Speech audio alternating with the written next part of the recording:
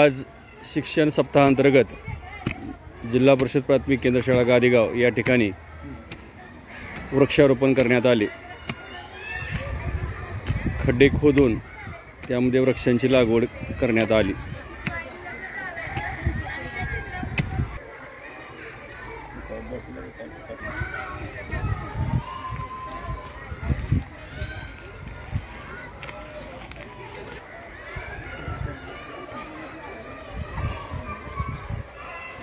विद्यार्थ्यांनी वृक्षाची लागवड केली।